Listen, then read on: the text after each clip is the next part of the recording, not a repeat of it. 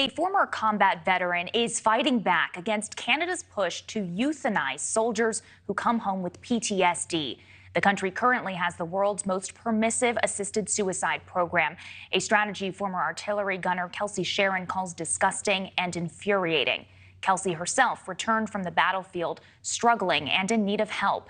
Since then, she has used her experience as a soldier to write a book, launch a business, and speak up for veterans' rights. Kelsi Sheren joins me now. She is the author of Brass and Unity. It's out tomorrow. She also founded a company of the same name where she turns spent bullet casings into jewelry. Hi, Kelsi. Hey, how you doing? Doing good, thanks. So you are against this idea of assisted suicide for veterans who come home with PTSD. Talk about that. I'm really against assisted suicide for anyone that is not terminally ill. Part of the problem with what's going on in Canada with MAID and with other nations is Canada in particular is offering it to mentally unwell and the most vulnerable people in our society. They are taking this opportunity to wipe veterans off the face of the earth instead of paying them their pension and giving them the treatment that they so deserve. I take issue to this because obviously the suicide rate for veterans is skyrocketing. Over COVID, it went from 22 a day to between up to 44.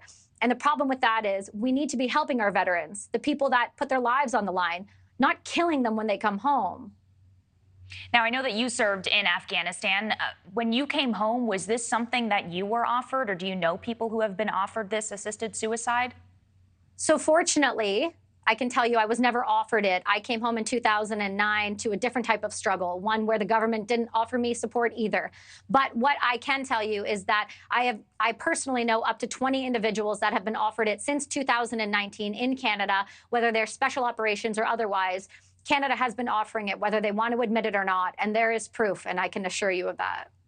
I want to talk about your book really quickly. I know we mentioned that it comes out tomorrow. Yeah. It talks about the ways that you think our society is failing veterans. Where do we need to step up? Well, we need to step up in a lot of different ways, first and foremost. But this book is not just about that. This book is really about my journey coming home as a female artillery gunner, as a mother, as a wife, and a part of this society.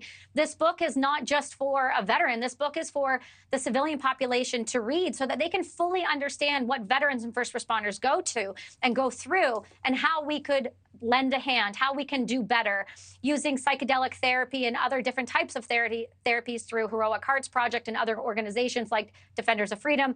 I've been able to get much better, and this book documents my journey. This book helps others, and it really bridges the gap between civilians and veterans. So if you know somebody who is struggling with PTSD or a traumatic brain injury and you're not quite sure why they're acting the way they're acting or how to help them, grab this book, take a read, and when you're done with it, pass it on to another friend. Absolutely, an important conversation. Kelsi Sheren, thanks for all you're doing. Thanks for your service. We really appreciate it. Thank you so much for having me. Thank you for watching. Go to newsnationnow.com to find News Nation on your television provider. And don't forget to click the red subscribe button below to get more of News Nation's fact-driven, unbiased coverage.